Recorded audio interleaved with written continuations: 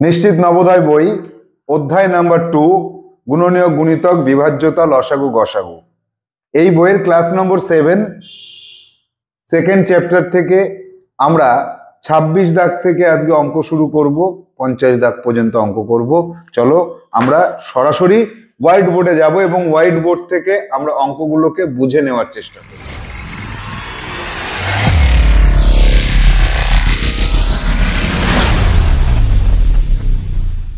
তাহলে প্রথমে আমরা দেখব 26 দাগের সমস্যা।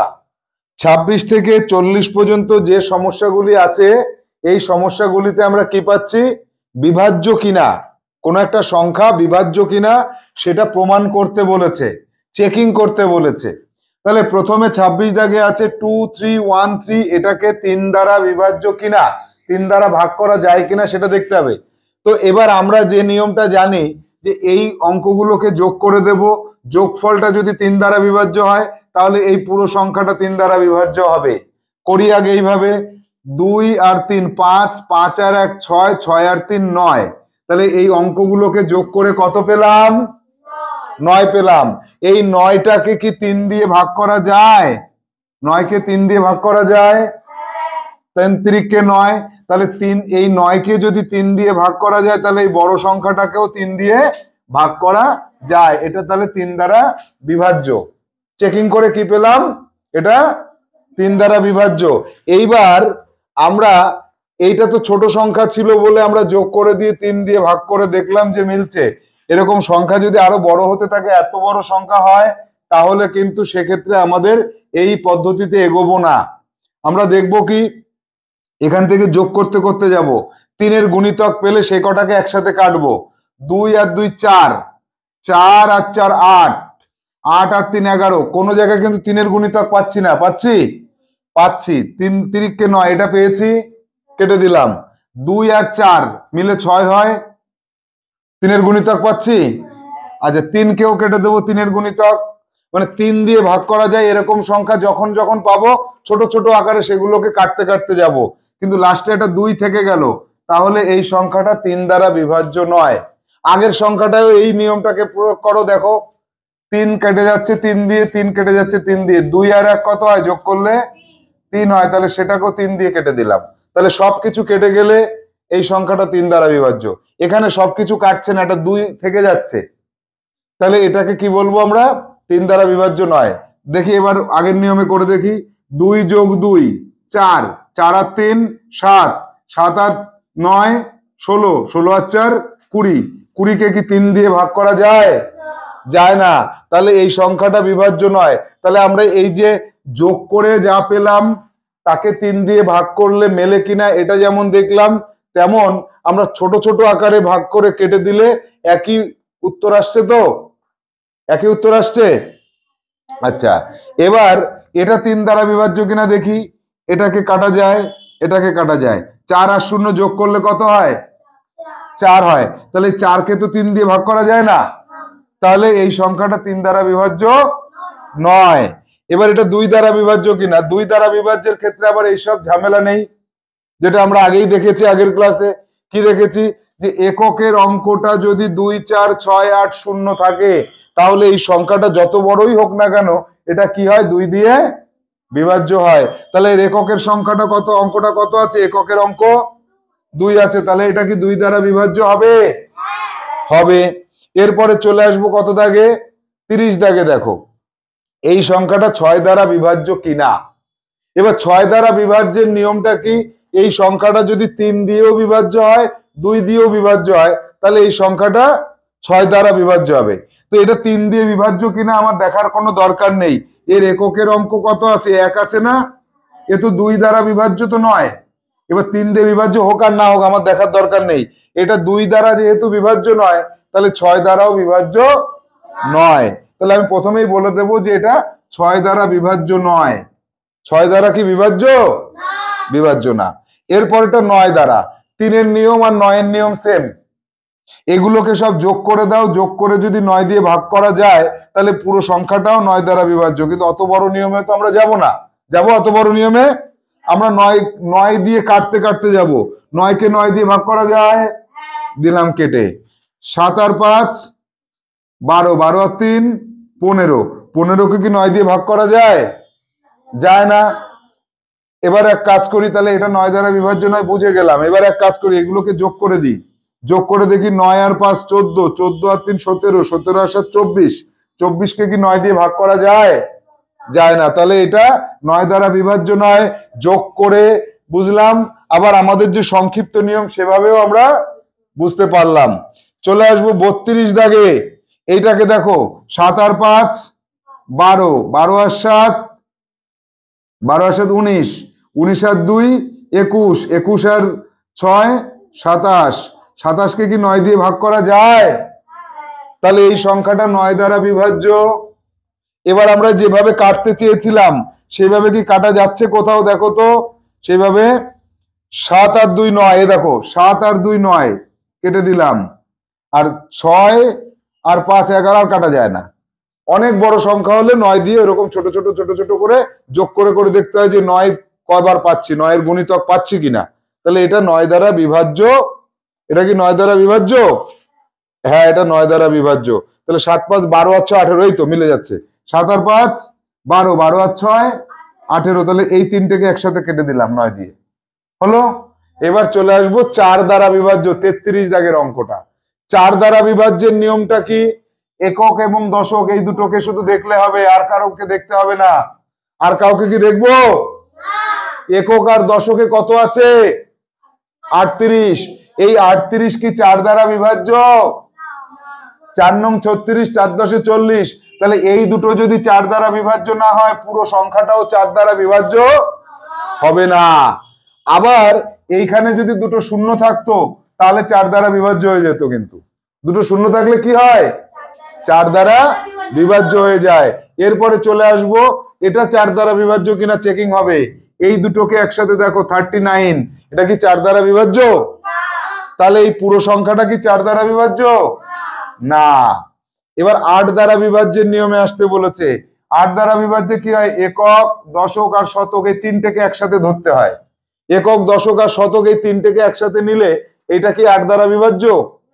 দেখতে হবে আমাকে। এটা 8 দ্বারা বিভাজ্য হলে পুরো সংখ্যাটা 8 দ্বারা বিভাজ্য হবে। আর এটা যদি 8 দ্বারা বিভাজ্য না হয় তাহলে পুরো সংখ্যাটা 8 দ্বারা ভাগ করা যাবে না। তাহলে এখানে আছে কত? 5 8 9, একে 8 দিয়ে ভাগ করে দাও। 8 দিয়ে করলে 5 8 40, 6 8 48, 7 8 56, 7 8 56 থাকলো কত? 2 29, 3 8 24, 3 8 24 থাকলো 5 অবশিষ্ট। তাহলে এটা ভাগ করা গেল না।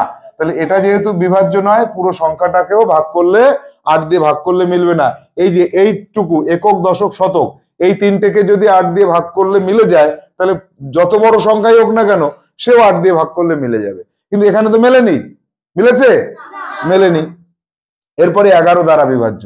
এবার 11 দ্বারা বিভাজ্যের নিয়মটা কিন্তু একটু জটিল। কি করতে হবে?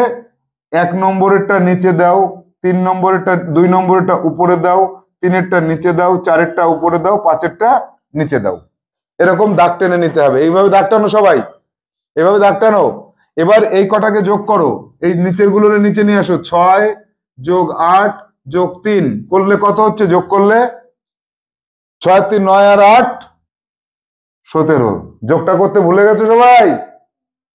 এবার উপরের গুলো নিয়ে যাও। 9 যোগ 7, 9 আর 7 যোগ করলে কত হয়? 16 হয়। 9 আর 7 16 হয়। তাহলে এই যে উপরের গুলো যোগ করে যা পেলাম, নিচের গুলো যোগ করে যা পেলাম, এই দুটোর এবার বিয়োগফল নির্ণয় করো।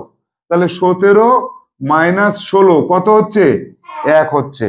যদি এই বিয়োগফলটা শূন্য হতো তাহলে এই সংখ্যাটা 11 দ্বারা বিভাজ্য হতো, যদি শূন্য হতো। কিন্তু বিয়োগ করে তো শূন্য হয়নি। আবার বিয়োগ করে যদি 11 হতো তাহলেও হতো। বিয়োগ করে যদি 11 হতো তাহলে এটা 11 দ্বারা বিভাজ্য হতো। কিন্তু এখানে কি বিয়োগ করে 11 পেয়েছি? পাইনি।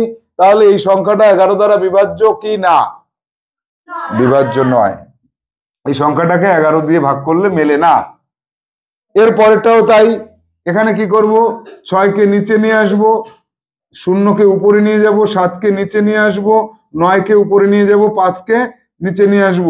তাহলে 5 আর 7 12, 12 আর 6 18। এখানে 9 আর 0 যোগ করলে হয় 9। তাহলে এখানে 18 মাইনাস 9 বিয়োগ করলে কত হচ্ছে? 9 হচ্ছে, 0 অথবা 11 কোনোটা আসেনি তো, 0 অথবা 11 হতে হবে বিয়োগফলটা, এইটার আর এইটার বিয়োগফল কত হতে হবে, 0 অথবা 11। তাহলে বলতে পারি এই সংখ্যাটাও কিন্তু 11 দ্বারা বিভাজ্য নয়। বিভাজ্য 11 দ্বারা না। এরপর আসবো 15 দ্বারা বিভাজ্য। 15 দ্বারা বিভাজ্যের নিয়ম হচ্ছে এই সংখ্যাটা যদি 3 দিয়েও ভাগ করলে মিলে যায়, 5 দিয়ে ভাগ করলেও মিলে যায়, তাহলেই 15 দ্বারা বিভাজ্য হবে। তো এখন এটা তো এককের অঙ্ক 5 আছে, তাহলে তো আমরা জানি এটা 5 দিয়ে ভাগ করলে মিলবে, তাহলে এটা 5 দ্বারা বিভাজ্য, এটা পেলাম। এবার 3 দ্বারা বিভাজ্য কিনা চেক করতে হবে। তাহলে 5 আর 4 9, 3 দিয়ে ভাগ করা যায়। 7 আর 5 12, 3 দিয়ে ভাগ করা যায়। 6, 3 দিয়ে ভাগ করা যায়। তাহলে এটা 3 দ্বারাও বিভাজ্য। তাহলে এটা 15 দ্বারা কি বিভাজ্য? এটা 15 দ্বারা। 3 এবং 5 দুটো দিয়েই ভাগ করা গেছে তো, তাহলে এটা পুরো সংখ্যাটা 15 দ্বারাও বিভাজ্য। চলে আসবো 39 দাগে। 39 দাগে আমার অঙ্কটা করাই লাগবে না, এটা যেমন আমাকে বিপদে ফেলে দিয়েছিল যে 5 দ্বারা এবং 3 দ্বারা ভাগ করে দেখতে হয়েছে, এটাই কিছুই লাগবে না। এটা 3 দ্বারা বিভাজ্য কিনা আমি জানি না, তবে 5 দ্বারা তো বিভাজ্য না এটা আমি জানি, কারণ এককের অঙ্ক 5 অথবা 0 থাকলে তবেই 5 দ্বারা বিভাজ্য হয়। তাহলে এখানে এককের অঙ্ক কত আছে? 8। তাহলে 8 কি 5 দ্বারা বিভাজ্য? এই সংখ্যাটা 5 দ্বারা যেহেতু বিভাজ্য নয়, তাহলে 15 দ্বারাও বিভাজ্য হবে না। 5 দ্বারা বিভাজ্য হতে হবে এবং 3 দ্বারাও বিভাজ্য হতে হবে, তবেই তো 15 দ্বারা বিভাজ্য। তার মধ্যে এটা 3 দ্বারা বিভাজ্য কিনা দেখি।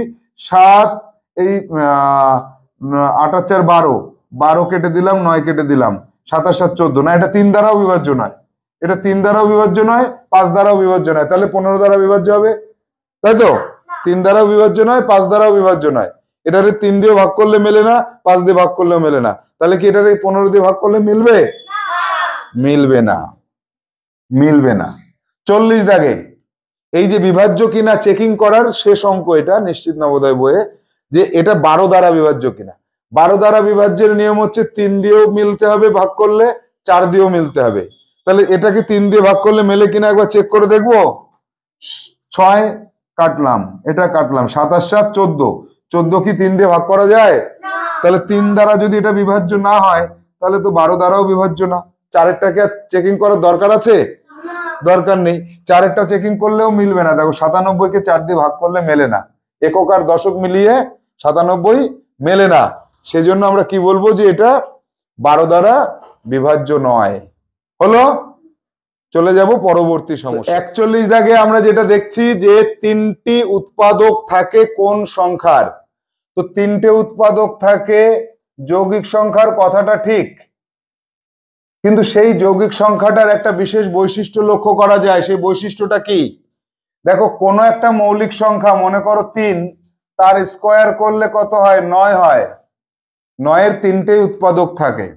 আবার একটা মৌলিক সংখ্যা 5, তার স্কোয়ার করলে হয় 25, এরও 3টে উৎপাদক থাকে। কেন এর উৎপাদক কেন 3টে হয়? কারণ 1 এবং 9 এরা তো দুটো উৎপাদক থাকবেই, এছাড়া আর যে উৎপাদকটা থাকে 3 তিরিককে 9, 3 তিরিককে 9, দুটো তো সেম উৎপাদক হয়ে যায়। সেই জন্য 4টের পরিবর্তে এখানে 3টে উৎপাদক চলে আসে। তাহলে উত্তরটা কি হচ্ছে? 3টে উৎপাদক থাকে কাদের? মৌলিক সংখ্যার বর্গ করলে যে যৌগিক সংখ্যাটি পাওয়া যায় তার। বলো আমার সাথে সাথে, মৌলিক সংখ্যার বর্গ করলে যে যৌগিক সংখ্যাটি পাওয়া যায় তার 3টে উৎপাদক থাকে। দেখো 7-এর ক্ষেত্রেও প্রমাণ করে দেখালাম, 7-এর ক্ষেত্রেও প্রমাণিত হলো তো?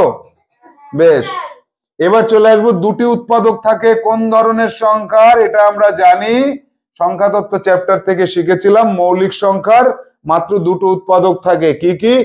1 এবং সেই সংখ্যা নিজে। যেমন মনে করো 11, 11 দুটোই উৎপাদক থাকবে, 1 আর 11। যে কোনো মৌলিক সংখ্যার মাত্র 2টো উৎপাদক থাকে, সেই উৎপাদক দুটো কি কি? 1 এবং সেই সংখ্যা নিজে। এরপরে হচ্ছে একটি উৎপাদক থাকে কোন সংখ্যার? এই 1-এর। কেন 1-এর একটি উৎপাদক থাকে? কারণ 1-এর একটা উৎপাদক তো 1 আর সেই সংখ্যা নিজে, তাহলে নিজে এবং 1 এই দুটো তো সেম হয়ে গেল, তাই বলা হচ্ছে 1-এর একটি উৎপাদক থাকে। এবার 44 দাগে আসবো। 44 দাগে কি আছে? সাধারণ উৎপাদক শুধুমাত্র 1, এইরকম দুটো সংখ্যা যদি পাই তাদের কি বলবো? এদেরকে আমরা পরস্পর মৌলিক সংখ্যা বলবো। যেমন ধরো 8 আর 9, 8-এর উৎপাদক গুলো কি কি? 1 2 4 8। 9-এর উৎপাদক গুলো কি কি? 1 3 9। দেখো এটাও যৌগিক সংখ্যা, এটাও যৌগিক সংখ্যা, দুটোই যৌগিক সংখ্যা। তো 8 কি যৌগিক না মৌলিক? 9 কি যৌগিক না মৌলিক? তাহলে 8 এবং 9 দুটোই তো যৌগিক সংখ্যা। তাহলে এই যে দুটো যৌগিক সংখ্যার সাধারণ উৎপাদক গুলো দেখতে হবে। 1 1, 2 এখানে নেই, 4 এখানে নেই, 8 এখানে নেই, 3 এখানে নেই, 9 এখানে নেই। তাহলে একটাই সাধারণ উৎপাদক আছে। তাহলে দুটো যৌগিক সংখ্যা হোক বা দুটো মৌলিক সংখ্যা হোক বা একটা যৌগিক একটা মৌলিক হোক, তাদের মাঝখানে একটাই মাত্র সাধারণ উৎপাদক, আর সেটা যদি শুধু 1 হয় তাহলে আমরা কি বলবো? সেই দুটো সংখ্যাকে পরস্পর মৌলিক সংখ্যা। তাহলে এক্ষেত্রে আমাদের কি হবে? উত্তরটা সাধারণ উৎপাদক শুধুমাত্র 1 থাকলে সেই সংখ্যা দুটোকে কি বলে? পরস্পর মৌলিক সংখ্যা বলে। এর পরস্পর মৌলিক মানে কিন্তু আবার শুধু মৌলিক ভেবে বসবে না। এরপরে 45 দাগে মৌলিক সংখ্যার উৎপাদক কয়টি থাকে? একটু আগেই আমরা জানলাম দুটি থাকে, 1 এবং সেই সংখ্যা নিজে। যৌগিক সংখ্যার কয়টি উৎপাদক থাকে? যৌগিক সংখ্যার কমপক্ষে 3টি থাকে, শর্ত থেকে কম 3টি, তারপরে বেশি হতে পারে। তারপরে বেশি কত দূর পর্যন্ত যেতে পারে? 4টে 5টা 6টা 7টা 8টা 9টা 10টা, যত খুশি বাড়তে পারে, কিন্তু কমপক্ষে কটা থাকতে হবে? 3টে থাকতে হবে। মৌলিক সংখ্যার গুণিতক কতগুলি হতে পারে? দেখা যাক, একটু পরীক্ষা করে দেখি। মৌলিক সংখ্যা হচ্ছে একটা 5, অথবা 5 আমার পছন্দ হলো না, আমি এখানে 11 নিলাম। এবার 11-র কয়টা গুণিতক হতে পারে?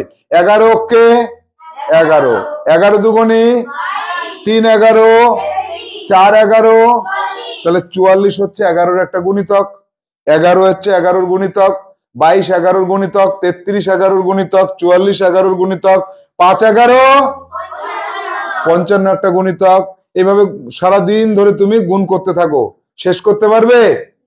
তাহলে 11-র মানে মৌলিক সংখ্যার গুণিতক তাহলে কতগুলো হতে পারে? আমি তো সারা জীবন ধরে শেষ করতে পারবো না। সারা জীবন ধরে শেষ করা যাবে? তাহলে অসংখ্য হবে। যৌগিক সংখ্যার গুণিতক কতগুলো হবে? সেম, মনে করে একটা যৌগিক সংখ্যা হচ্ছে 6, তাহলে 6-এর এবার কয়টা গুণিতক দেখি? 6 অক্ষে 6, 6 দুগুণী 12, তাহলে 12 হচ্ছে 6-এর আরেকটা গুণিতক।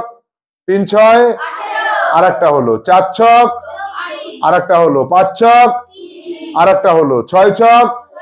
এরকম কতগুলো পেতে পারি? অসংখ্য পেতে পারি।